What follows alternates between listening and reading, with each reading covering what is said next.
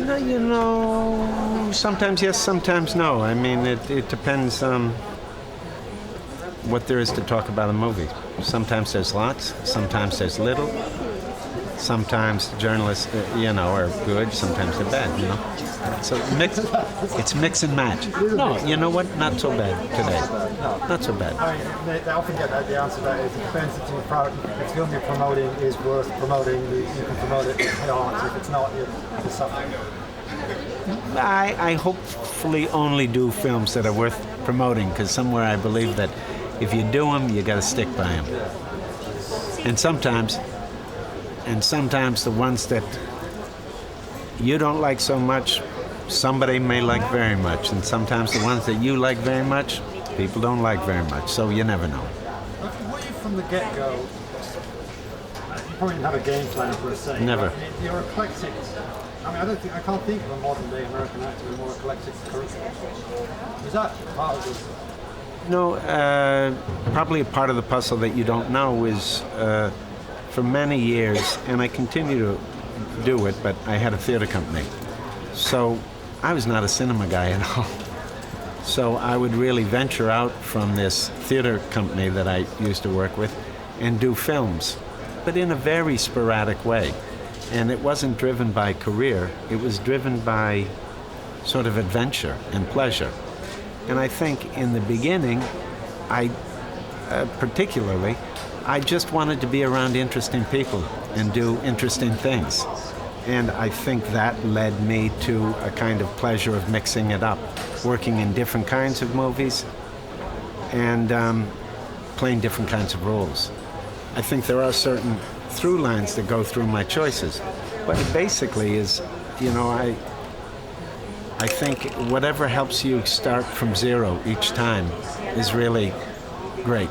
So if you can find those things that you're actually excited and you're actually curious about, then no matter what happens in the movie, you're okay. You'll survive it. You'll be healthy artistically, and it'll be a positive experience. How important is theatre being to you? Theatre is very important, just for me, my own pleasure, because broadly speaking, films are, like if you take a musician that records only in the studio, if that's films, then playing in the theater is like playing in a bar band. It's a little more immediate, there's less cushion, you don't get flabby, you make your own rhythms. I think it's important, for me anyway. That's actually a very nice metaphor. I've never heard anyone... Really? It's kind of a natural one. That's good. No, but it's the first one. I mean, also, okay. One of the questions I'm asking around on this particular Sure. question is, you have worked with God's gift of directors. Right. Everyone must have different techniques. Are you an actor who has his technique and you want them to subscribe to you, or you want to be putting in their hands and realise they're... I like to collaborate, but I think one thing that I've noticed about myself, and I'm starting to realize this only after many years, I really like, finding out. I like coming to their vision. I like coming to their idea. And in that going towards something that isn't mine, there's usually a very interesting process that fuels what you're doing. So I like a strong director. I like a director that's personal. And it's not just about being putty in their hands. If they're good, I'll be putty in their hands. But some directors don't want you to be putty in their hands. Some directors want you to fight them. Some directors want you to bring a lot to the table, and they're very passive. There are all kinds. I think you got to get there. You got to say, what are we doing? Know what your tendencies are, abandon them, and start from zero as much as you can. Are there any particular films over the years that you hold most close to your heart? All of them. I mean, it's a difficult question. It's really true that it's like sometimes the ones that are perceived as failures, are close to my heart because, okay, there's such a thing whether a film functions or not, depending on what its what its reason to be is. But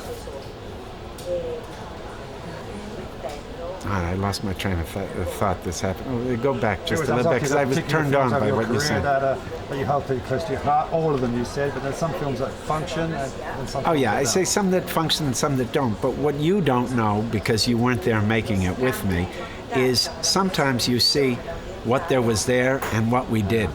And sometimes there are, in great hits or greatly considered movies, sometimes there's huge acts of cowardness and corruption and horrible things, but they're still hits. Sometimes there's movies that are failure, but I've seen huge courage, invention, many interesting things. And the experience of doing the movie is always very strong with me. So there have been some failures that the process of making the film was a very strong experience. So naturally, I'm going to hold that close to my heart. A few years ago, it was actually John Turturro who pointed out concretely to me an observation which I thought interesting.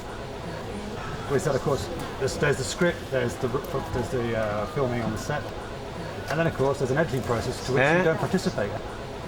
How vulnerable do you feel as an actor to that? You know, it's classically said that film is it's a director's and an editor's medium. I think that's generally true. The only thing that you can do as an actor is, have integrity in what you're doing. Not plan ahead. Really, never do this to get that. Just be present for the scene, try to figure out what has to be done, and apply yourself. And as long as you do that, each moment will have its own integrity, and no matter how they can cut it, somewhere there will be a whiff of truth. That's what you hope. I'm probably kidding myself, but if you think that you're... It's an act of faith, isn't it? It is, and that's the beauty of it, and that's the horrible part of it, because God knows you do something, and they make something else. And sometimes you do participate in that process, but more often, sometimes they can make it better, sometimes they can make it worse. So, you can't cry about it. You'd be an interesting person to ask this question to. Is it a stereotype of the European cinema being the more interesting cinema and the Hollywood cinema being the... Okay, because you should know. You of all people should know. I should, and I don't have that kind of snobbery.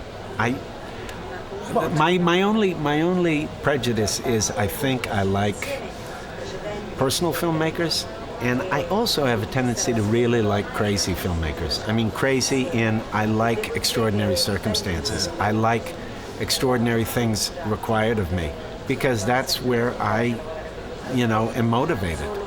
I have a little trouble with very rational, very, I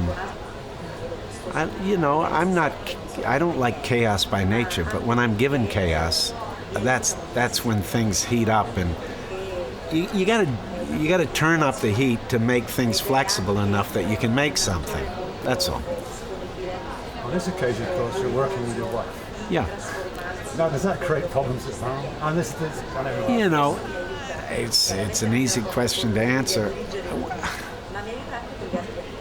She is very strong personality, and particularly on the set, she has a very clear idea of what she wants to do. So I try to help her. I try to be an actor for her. I try to be a doer in her landscape. And sometimes I don't even know. Sometimes it's always you gotta trust, and the trust, of course, comes very easily because I have a good relationship with her personally. We're intimate, So, in the end, I like it. Of course, if things go wrong, you can take it personally, but that's not really a problem. Sounds banal as a question, but I often get... Those are often the best ones, right? Well, yeah. This one, okay, you've had a career. I remember Streets of Fire wasn't your first film. No. But that was 84. I think that's the first time I saw you on the screen. But we're now talking 26 years. So you're talking about a 30-year career. Over that period of time, what have you learned? Oh, God.